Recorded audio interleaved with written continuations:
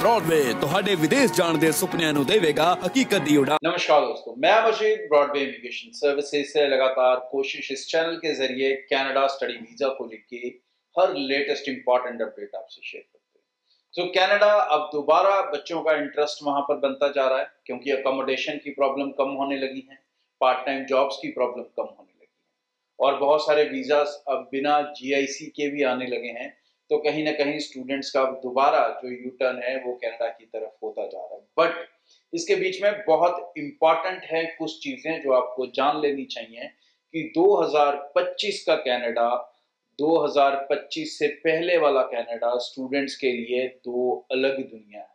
जी हाँ, ये क्यों अलग दुनिया है? क्योंकि पहले क्या होता था कि आप किसी भी कॉलेज में पढ़ने चले जाते थे, अगर पढ़ना नहीं है तो वहां पर जाके वर्क परमिट ले लेते थे, अटेंडेंस कम होगी तो भी कोई दिक्कत नहीं होती थी, फेल हो गए तो दोबारा स्टडी परमिट एक्सटेंड हो जाता था। बट अब 2025 इस तरह से नहीं।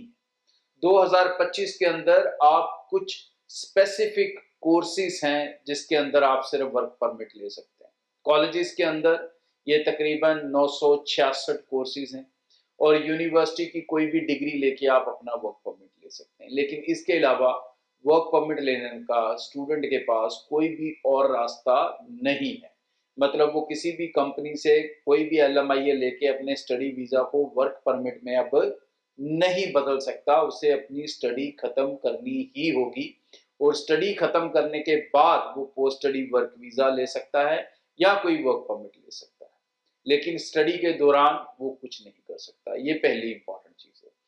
दूसरी ये कि अब आप स्टडी जो करने गए हो वो आपको सही से करनी पड़ेगी क्योंकि हर कॉलेज को ये मैंडेटरी हो चुका है कि एक रेगुलर इंटरवल के ऊपर एक सीमित समय के बाद उसको IRCC को अपडेट करना है आपकी अटेंडेंस को लेके, आपके प्रोग्रेशन को लेके। मतलब अगर आप कम नहीं पढ़ रहे हो, फेल ज्यादा हो रहे हो तो भी आपका वीजा कैंसिल हो सकता है। और अगर आप यूनिवर्सिटी या कॉलेज नहीं जा रहे हो, क्लासेस नहीं लगा रहे हो, अटेंडेंस नहीं दे रहे हो तो भी आपके वीजा के ऊपर दिक्कत आ सकती है आने वाले समय में। सो कनाडा के अंदर अब ये वाला जो मजाक पहले बच्चे कर लेते थे, नए सिस्टम के अंदर आप ऐसा कुछ नहीं कर पाओगे। आपको अपनी अटेंडेंस भी मेंटेन करनी होगी, आपको अपनी स्टडी भी मेंटेन करनी होगी। आप फेल हो जाओगे तो आपको बड़ी दिक्कत आएगी, वीजा एक्सटेंड भी शायद नहीं होगा।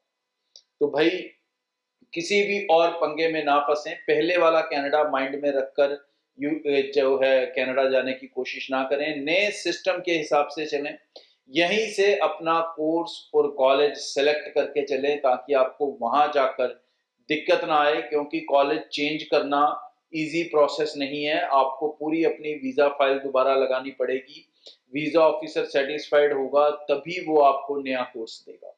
क्योंकि अब पहले क्या होता था, बच्चे यहाँ से यूनिवर्सिटी का वीजा लेते थे, वहां जाके डिप्लोमा में चेंज कर लेते थे या प्राइवेट कॉलेज में चेंज कर लेते थे।